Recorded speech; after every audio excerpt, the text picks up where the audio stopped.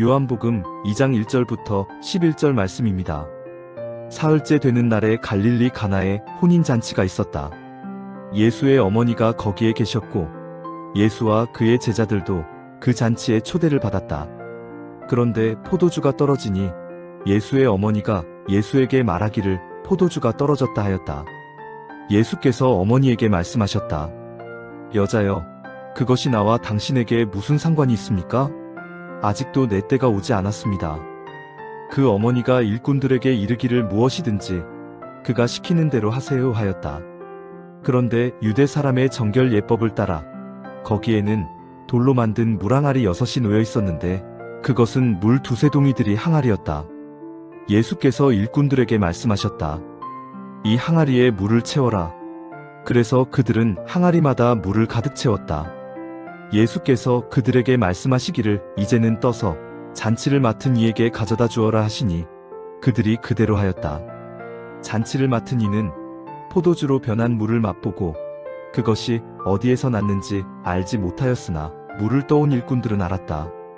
그래서 잔치를 맡은 이는 신랑을 불러서 그에게 말하기를 누구든지 먼저 좋은 포도주를 내놓고 손님들이 취한 뒤에 덜 좋은 것을 내놓는데 그대는 이렇게 좋은 포도주를 지금까지 남겨두었구려 하였다. 예수께서 이 첫 번 표징을 갈릴리 가나에서 행하여 자기의 영광을 드러내시니 그의 제자들이 그를 믿게 되었다. 오늘 우리는 갈릴리 가나라는 곳에 있었던 혼인잔치, 결혼식 이야기를 통해서 예수님께서 어떤 분이신지를 한번 살펴보려고 합니다. 가나의 혼인잔치라고 하면 우리는 이 제목보다 뭘 더 많이 기억하냐면 물이 포도주로 바뀐 사건으로 기억하는 경우가 더 많습니다. 그러나 단순히 물을 포도주로 바꾸셨다 하는 그 기적을 보여주기 원하셨던 것일까? 그렇게 생각하면요, 아픈 병자들을 고치셨던 그 기적보다는 조금 더 세속적이지 않나? 라는 생각을 하게 될 수도 있습니다. 요한복음은 수많은 기적 가운데서도 뽑고 뽑아서 기록한 것으로 유명하거든요. 다른 복음서에 나오는 그 모든 기적들이 잘 나오지 않고 오직 7개의 표적을 뽑습니다. 그런데 왜 이 물을 포도주로 바꾸는 사건이 기록되었을까? 이것에는 굉장히 상징적인 의미가 있기 때문입니다. 오늘 그 의미가 무엇인지를 한번 살펴봤으면 좋겠고 그 안에 비춰지는 예수님과 또 그분의 마음을 함께 봤으면 좋겠습니다. 본문 1절부터 4절까지를 먼저 보겠습니다. 사흘째 되는 날에 갈릴리 가나에 혼인잔치가 있었다. 예수의 어머니가 거기에 계셨고 예수와 그의 제자들도 그 잔치에 초대를 받았다. 그런데 포도주가 떨어지니 예수의 어머니가 예수에게 말하기를 포도주가 떨어졌다 하였다. 예수께서 어머니에게 말씀하셨다. 여자여, 그것이 나와 당신에게 무슨 상관이 있습니까? 아직도 내 때가 오지 않았습니다. 제자들을 이렇게 부르시고 그로부터 3일 정도가 지나고 갈릴리 가나라는 지역에 혼인잔치가 있었던 것 같습니다. 예수님의 어머니께서 먼저 거기 가 계셨다. 그리고 포도주가 떨어진 상황을 그 결혼식 관계자도 아니고 예수님의 어머니가 예수님께 말했다라는 점을 미루어 짐작하자면 아마도 친척이나 가까운 관계가 있었던 사람의 혼인잔치가 아니었나라는 것을 볼 수 있습니다. 어찌되었든 결혼식에 포도주가 떨어졌다는 중요한 문제가 생긴 겁니다. 그래서 어머니 마리아가 예수님께 포도주가 다 떨어졌다 하는 상황을 알리죠. 아마 어떻게 좀 해달라는 요청이었을 것입니다. 그러자 예수님의 반응이 다소 차갑죠. 여자여, 그것이 나와 당신에게 무슨 상관이 있습니까? 근데 우리는 그 뒷부분을 조금 주목해 보려 합니다. 아직도 내 때가 오지 않았습니다. 예수님께서는 단순한 거절을 넘어 굉장히 의미심장한 말을 하신다고요. 내 때가 오지 않았습니다. 요한복음에서 예수님께서 내 때, 예수님의 때라고 말하는 표현이 굉장히 많이 등장합니다. 근데 그 때가 하나같이 어디를 가리키고 있냐면 주님의 십자가를 가리키고 있어요. 그리고 주님께서 영광 받으시는 때, 주님께서 십자가에 달리시는 그때 하셨던 기도, 말씀은 무엇인지 아십니까? 아버지여, 아버지께서 저를 영화롭게 하실 때가 되었다. 라고 표현하십니다. 그처럼 이때는 주님이 우리를 위하여 죽으시는 십자가의 시점을 분명하게 가리킵니다. 즐거운 결혼식 자리예요. 즐거운 잔치 자리에서 예수님께서는 단순히 포도주 문제를 보고 계시는 것이 아닙니다. 자신이 흘리셔야 할 피와 그 대가로 치러야 할 십자가의 고난을 바라보고 계십니다. 우리에게는 당장의 갈증을 해결하는 기적처럼 보이는 이 사건 속에서 주님께서는 십자가를 향한 어떤 거대한 여정을 바라보고 계시는 것이죠. 그럼 그 뒤에 어떤 일이 일어나는가? 5절부터 10절까지를 보겠습니다. 그 어머니가 일꾼들에게 이르기를 무엇이든지 그가 시키는 대로 하세요 하였다. 그런데 유대 사람의 정결 예법을 따라 거기에는 돌로 만든 물 항아리 6이 놓여 있었는데 그것은 물 2-3 동이들이 항아리였다. 예수께서 일꾼들에게 말씀하셨다. 이 항아리에 물을 채워라. 그래서 그들은 항아리마다 물을 가득 채웠다. 예수께서 그들에게 말씀하시기를 이제는 떠서 잔치를 맡은 이에게 가져다 주어라 하시니 그들이 그대로 하였다. 잔치를 맡은 이는 포도주로 변한 물을 맛보고 그것이 어디에서 났는지 알지 못하였으나 물을 떠온 일꾼들은 알았다. 그래서 잔치를 맡은 이는 신랑을 불러서 그에게 말하기를 누구든지 먼저 좋은 포도주를 내놓고 손님들이 취한 뒤에 덜 좋은 것을 내놓는데 그들은 이렇게 좋은 포도주를 지금까지 남겨 두었구려 하였다. 예수님의 어머니 마리아는 뭔가를 알았던 것 같습니다. 어머니라서 다른 건지 모르겠지만 일꾼들한테 뭔가 예수님께서 분부를 하실 거니까 그대로 하라고 당부를 하죠. 여기서는 특별히 유대 사람의 정결 예법을 따라 물 항아리 6이 놓여 있었다고 밝힙니다. 굳이 이렇게 자세하게 설명하는 이유는 중요하기 때문에 그래요. 때가 된다면 왜 그것이 유대 사람의 정결 예법에 따라 사용되었던 물 항아리였는지를 짚으면 참 좋겠습니다. 그러나 오늘은 다른 부분을 조금 보려고 합니다. 그래서 예수님께서 일꾼들한테 그 항아리에 물을 가득 채워라 라고 이렇게 말씀을 하시고 이제는 떠서 가져다 주어라 하시니 그들이 그대로 하죠. 아마 물이 포도주로 바뀐 상태에서 들고 가라고 하셨을 겁니다. 그러자 사람들이 놀라운 반응을 하면서 이렇게 좋은 포도주가 이제 나왔다니 하고 감탄을 하는 것이죠. 예수님께서 이 표적을 행하시면서 우리가 바라보게 되는 것은 잔치가 위협을 받는 그 상황 속에서 다시 한번 더 큰 기쁨으로 더 맛 좋은 포도주로 그 잔치가 지속되는 것을 보게 됩니다. 그리고 그 잔치가 중단되지 않도록 사람들의 즐거움이 끊이지 아니하도록 뒤에 계셨던 분이 있음을 우리에게 알려줍니다. 그분이 누구신가요? 예수님이십니다.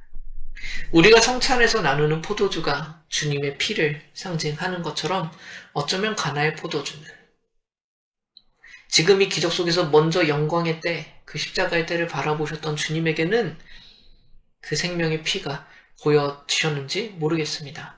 그러나 그것으로 말미암아 우리는 기쁨을 누리게 됩니다. 이것을 더 정확하게 보는 것이 11절입니다. 예수께서 이 첫 번 표징을 갈릴리 가나에서 행하여 자기의 영광을 드러내시니 그의 제자들이 그를 믿게 되었다. 요한복음에서는 기적이란 단어를 사용하지 않습니다. 표징, 표적이라는 단어를 씁니다. 의미가 있는 기적이라는 뜻이에요. 뭔가 목표로 하는 것이 있단 말입니다. 그것이 바로 물을 포도주로 바꾸는 사건이었다. 그리고 무엇이라 말합니까? 자기의 영광을 드러내셨다. 요한복음에서 말하는 영광이 뭐라고요? 주님께서 맡기신 구원의 일을 다 이루시고 부활 승천하시는 것. 구원을 이루시는 분으로서 나타나는 것이 주님의 영광입니다. 주님께서는 이 땅에서의 잔치를 돌보셨습니다. 그러나 우리가 아는 것처럼 장차 우리는 하나님의 나라에서 열릴 어린 양의 혼인잔치를 경험하게 될 겁니다. 정말로 주님의 보혈로 준비하신 혼인잔치를 경험하게 될 겁니다. 마지막 만찬에서 제자들에게 하늘나라에서 다시 마실 날까지 포도나무 열매로 빚은 것을 마시지 않겠다고 약속하셨다는 걸 제가 굉장히 많이 이야기했던 것을 기억하시나요? 주님께서는 우리가 이 땅에서 겪는 고통과 어려움이 있음을 아십니다. 즐겁고 기쁨으로 살아가고 싶지만 그리고 때로는 그것을 느끼지만 더 많은 경우에 그 즐거움과 기쁨을 누리지 못하는 모습을 아십니다. 지금 이 혼인잔치에 위기가 닥친 것처럼 우리가 살아가는 삶이 잔치가 되기에는 어려움이 있다. 그러나 그것이 해결될 수 있는 방법은 한 가지입니다. 주님께서 물을 포도주로 바꾸시는 것처럼 주님께서 다른 사람 뒤에 아무도 알지 못하는 그곳에서 주님의 일을 하셨던 것처럼 우리가 아직 죄인 되었을 때에 아무도 주님의 십자가의 가치를 알아보지 못할 그때에 주님께서 먼저 십자가로 가시고 아무도 알아주지 않고 아무도 믿어주지 않는 그 일을 행하시는 겁니다. 그것이 자신의 죽음임에도 불구하고 그러나 그것으로 인하여 우리에게 문제가 되는 그 잔치의 문제가 해결됩니다. 우리는 주님과 함께 영원히 기뻐하며 먹고 마시는 그 완전한 회복 그리고 그 잔치를 경험하게 될 겁니다. 주님께서도 우리와 함께할 그 천국 잔치를 소망하고 계십니다. 어쩌면 2000년이라는 넘는 이 시간, 정말 긴 시간 동안 주님께서는 그 잔치를 여전히 기다리시고 계신 것 같아요. 저는 이 한 문장이 주는 예수님의 마음이 그저 너무 좋습니다. 이 가나의 혼인잔치에서 각각의 요소들이 상징하고 의미하는 바를 풀어서 여러분들한테 소개하고 싶은 마음도 정말 크지만요. 그러나 늘 처음으로는 이 예수님의 마음을 소개하고 싶어요. 이 가나의 혼인잔치를 저녁 예배 때 설교할 때 제가 무엇을 덧붙였는지 기억하시나요? 우리가 때때로 하나님께서 나를 사랑하신다는 사실을 딱딱한 문장이나 지식으로만 받아들일 때가 많다. 하지만 성경 속에서는요, 주님께서 우리를 버리려고 해도 차마 그 마음이 허락되지 않을 만큼 사랑이 솟아오른다고 말씀하시는 분이시고요. 우리의 기쁨을 위해 홀로 십자가의 번민을 감내하시는 분이시기도 합니다. 하나님이 우리를 사랑하신다는 그 문장만 되새기지 말고 이 가나 혼인잔치 사건에서도 나타나는 그 주님의 마음과 주님의 뜻을 한번 바라볼 수 있는 우리가 되었으면 좋겠고 오늘 하루는 그저 이 말씀에 묻어나는 그 주님의 사랑을 잔잔히 묵상하는 하루가 되었으면 좋겠습니다. 그리고 그 주님의 마음이 우리의 삶을 변화시키고 우리의 마음을 감동케 할 것이라고 믿습니다. 그 주님의 사랑을 얼마나 깨닫는가가 우리의 믿음과 삶을 결정하게 될 줄로 믿습니다. 그러니 바라기로는 이 혼인잔치의 말씀을 잔잔히 오늘 하루 또 되새기면서 하나님께서 우리를 얼마나 사랑하셨던가.